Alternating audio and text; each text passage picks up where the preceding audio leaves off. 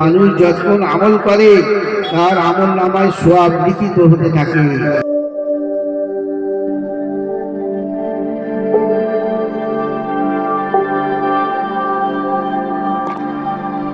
আপনাদের কানে পড়ছে, বিভিন্ন জায়গায় বুখারী শরীফ খতম হচ্ছে, আপনাদের কানে আসছে, তার জন্যে হ্যান্ডবিল পর্যন্ত ছাপানো হচ্ছে, চিঠিপত্র বিলি হচ্ছে। এই জন্যে যে বুখারী শরীফ খতম করে দোয়া করলে সে দোয়া কবুল হয়। এই জন্যে এই নামের দোয়ার নামে ডাক দেওয়া হচ্ছে, আর বুখারী শরীফ খতম করে দোয়া করা হচ্ছে। নিশ্চয়ই বুখারী শরীফের মর্যাদা তাই। আল্লাহ তাআলা বুখারী শরীফকে এমনভাবে কবুল করে নিয়েছেন যে সারা জগতের ওলামারা একমত যে এমন একটা কিতাব যে এই খতম করে যদি আল্লাহর কাছে দোয়া করা যায় আল্লাহ কবুল করে নেবেন। এবারে দেখুন, একথা সব মুসলমান জানেন যে বুখারী শরীফের থেকে অনেক অনেক উচ্চ মানের হলো কোরআন শরীফ, আর কোরআন শরীফের পরে বুখারী শরীফের মর্যাদা। যেমন উলামায়ে কিরামগণ বলেন, আশরাফুল কুতুব বাদা কিতাবিল্লাহি সহিহুল বুখারী। পৃথিবীতে যত গ্রন্থ আছে কোরআন শরীফের পরে মর্যাদা হলো বুখারী শরীফ। তো বুখারী শরীফের মর্যাদা কোরআন শরীফের পরে, তাহলে বুখারী শরীফ পড়ে যদি দোয়া খতম করে দোয়া করা হয় আল্লাহ কবুল করে নেন। তাহলে এখানে কোরআন শরীফ খতম করা হয়েছে কিরকম ভাবে আপনারা শুনলেন। আজকের এটা রায়পুর মাদ্রাসা রেকর্ড, আর এরকম বহু কম মাদ্রাসা আপনারা দেখবেন যারা এমন কাজ করেছেন যে সকলেই এদের প্রশংসা করবেন এবং আল্লাহ সুবহানাহু ওয়া তাআলা এদের উপর সন্তুষ্ট হয়ে যাবে। আর সে হলো এই, যারা কোরআন শরীফ মুখস্থ করেছে, হাফেজ হয়েছে, হাফেজ হয়ে তাদের উপরে এত পরিশ্রম করা হয়েছে যে তারা একবার এক বৈঠকে বসে পুরো কোরআন শরীফ শুনিয়ে দেবে। এখানে আপনারা শুনলেন যে 7জন ছেলেকে পাঠিয়ে দেওয়া হলো। 5 জন ছেলে তারা এরকম ভাবে বৈঠক করেছে। কারোর 8 ঘন্টা, 8.5 ঘন্টা, 10, 15, 20, 25 মিনিটের তফাৎ হয়েছে, কিন্তু সব এক বৈঠকে কোরআন শরীফ শুনিয়ে দিয়েছে। আর এটা খুব আশ্চর্য, আর খুব কম মাদ্রাসায় এটা হয়ে থাকে। সেই জন্যে আপনাদেরকেও ধন্যবাদ জানানো হচ্ছে, এবং সেই সঙ্গে এই মাদ্রাসার যারা এই মুদাদ্দিস এবং মাদ্রাসার যারা শিক্ষক, মাদ্রাসার পিছনে তারা যে অনেক মেহনত পরিশ্রম করেছেন এটা এর থেকে প্রমাণিত হয়। তাই আপনারা একটু অপেক্ষা করুন, আমি বেশি কথা বলবো না, একটা কথাই বললাম, আর একটা দুটো কথা বলে সংক্ষিপ্ত আমি দোয়া করব। এইটা মনে করবেন যে দোয়াটা কবুল হবে ইনশাআল্লাহ, এবং সকলে যখন আল্লাহর কাছে হাত তুলে আমিন আমিন করব, কার ওসিলায় দোয়া কবুল হয়ে যাবে তা আমরা কেউ জানি না। কিন্তু দোয়া হলো আমাদের সব থেকে বড় অস্ত্র, আমাদের হাতিয়ার হলো দোয়া। হাদিস শরীফে এসছে, আর দোয়া ও সিলাহুল মুমিন, মুসলমানের সব থেকে বড় হাতিয়ার অস্ত্র হলো দোয়া। আরো হাদিসে এসে তিরমিজি শরীফে, আর দোয়া ও মুখ্যুল ইবাদা, দোয়া হলো ইবাদতের মগজ। ইবাদতের মগজ, যেমন যদি হাড় থাকে মগজ না থাকে, ব্রেন থাকে বেকার। তো দোয়াটার মর্যাদা হলো যে দোয়া হলো সমস্ত ইবাদতের মগজ। তাই সেই দোয়াটাকে আপনারা ছেড়ে যাবেন না। একটুখানি আপনারা ধৈর্য ধরে বসুন। আপনাদের যাওয়াটা যে যাচ্ছেন যুক্তিযুক্ত, কারণ অনেকক্ষণ ধরে আপনারা বসে আছেন, প্রয়োজন ইত্যাদি আছে, এর জন্য আপনাদেরকে দোষারোপ করা চলবে না, যেতেই তো হবে। কিন্তু একটু করে ধৈর্য ধরুন আর একটু দোয়া করে যান। সে দোয়ায় আপনার জীবনে পরিবর্তন আসতে পারে, আর আমাদের পরিবর্তন আসতে পারে। এই একটা কথা। আর একটা কথা, 3 নম্বর কথা হলো এইটা যে আপনারা মাদ্রাসায় চাঁদা দিয়েছেন, কোনো সময় আপনাদেরকে এরকমভাবে এমন সময় চাঁদা চাওয়া হয়েছে, তাতে আপনারা বিরক্তি বোধ করেছেন, কিন্তু আপনারা আমাদেরকে তাড়িয়ে দেন। বিভিন্নভাবে আমরা আপনাদের দ্বারস্থ হয়েছি, আপনাদের বিরক্ত করেছি, আর বিরক্ত করে আপনাদের থেকে যে ধন যে সম্পদ আমরা নিয়ে এসেছি, আমরা এটা বলতে চাইছি যে তার তসরূপ হয়নি, অপব্যয় হয়নি।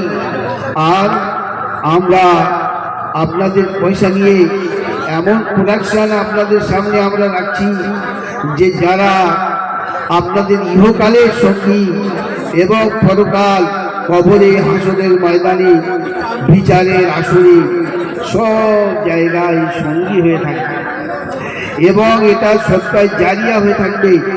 এই হাফেজরা এখানে থেকেছে, পড়েছে, আপনাদের আলো বাতাস খেয়েছে, আপনাদের সুনজর পেয়েছে, আর এরা যে এই কোরআন শরীফ এখানে পড়েছে, যতদিন পড়েছে সে সব তাদের হয়েছে এবং তাদের সঙ্গে এই গ্রামবাসী আর যারা এদের পিছনে মেহনত করেছেন হুজুরগণ, তারাও সোয়াব প্রাপ্ত হয়েছে। আর এর সোয়াব এমন যে এর বন্ধ হবে না, কিয়ামত পর্যন্ত কবরে শুয়ে শুয়েও পাওয়া যাবে। রাসূল পাক বলেন, বুখারী শরীফের হাদিস, ইযা মাতাল ইনসানু ইনকাতা আমালুহু ইল্লা মিন সালাসাতিন, ইল্লা মিন সাদাকাতিন জারিয়াতিন আও মিন ইউতাফাউ বিহি আও ওয়ালাদিন সালিহিন ইয়াদউ লাহ। এই হাদিসের ব্যাখ্যা করতে গেলে অনেক সময় লাগবে, ব্যাখ্যা আমি করব না। তবে এই হাদিসের সারমর্ম এইটা যে মানুষ যখন আমল করে তার আমল নামায় সওয়াব লিখিত হতে থাকে, কিন্তু যখন আমল বন্ধ হয়ে যায় আর লেখা হয় না। কিন্তু সদকায়ে জারিয়া বলে একটা যে জিনিস আছে, যে দান, সেটা চালু থাকে, কোনো সময় বন্ধ হয় না। তো সেই রকম কেউ যদি করে যায় তাহলে কিয়ামত পর্যন্ত কবরে শুয়ে শুয়ে সওয়াব লিখিত হতে থাকে। তো এই যে এরা আপনাদের এখানে থেকে যে খেয়েছে, আপনাদের পয়সা এদের পিছনে ব্যয় হয়েছে, আপনাদের পরিশ্রমের ঘাম ঝরানো পয়সা, তো আপনাদের জন্য একটা সদকায়ে জারিয়া হচ্ছে। যখন থেকে দিয়েছে তখন থেকে নিয়ে কবরে যাওয়া পর্যন্ত, হাসরের ময়দানে, বিচারের আসরে, সব জায়গায় এর থেকে আপনারা লাভবান হবেন।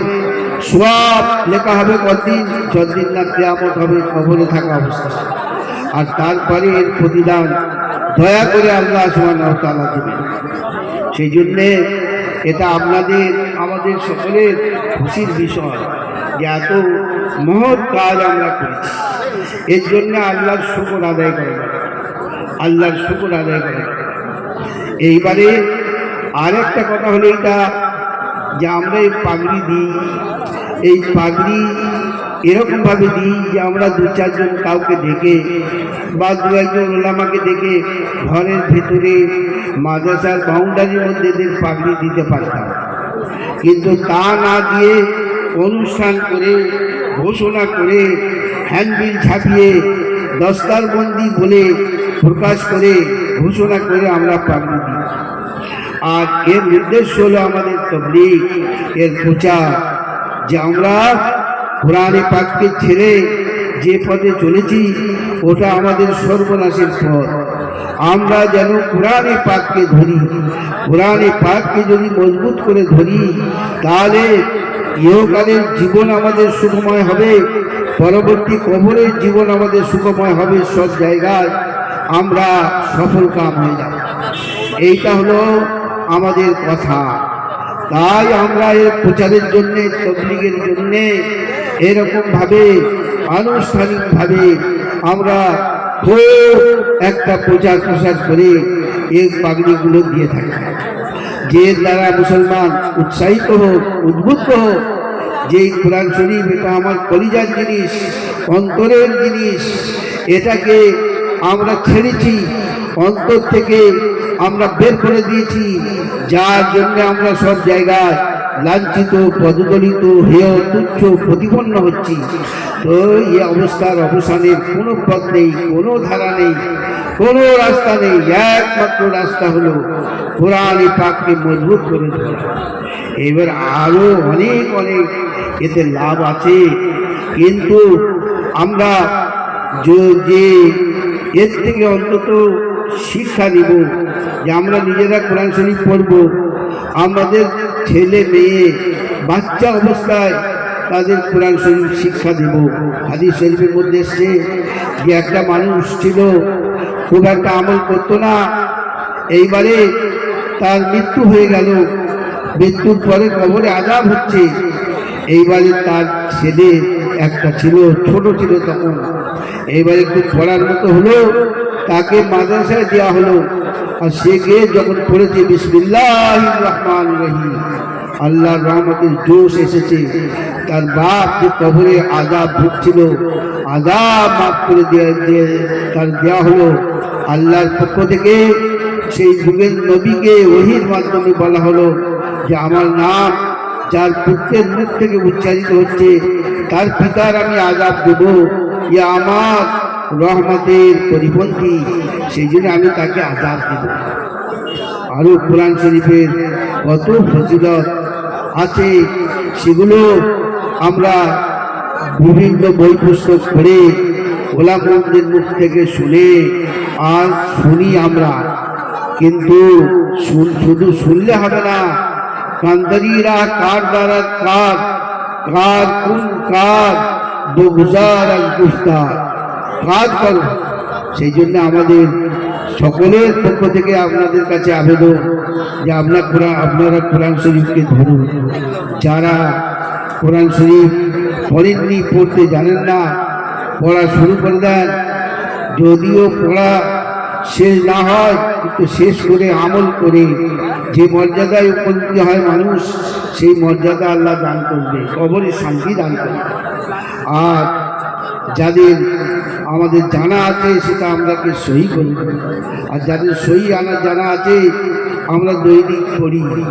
আমাদের তাসাউফের লাইনের কোর্স হলো এটা, দৈনিক এক পারা করে পড়তে হবে। যারা পীরমুরিদের লাইনে যায়, যেমন আজকের আমাদের ওখানে বুধবার করে প্রত্যেক সপ্তাহে জিকির হয়, আপনারা অনেকেই জানেন। আর আমার আসতে তো এই জন্যই দেরি হলো, যেমন জিকির সেরে কত মানুষ আসে, সে আপনাদের কানে পড়ে, তো সেই জিকির সেরে এখানে আসতে হবে।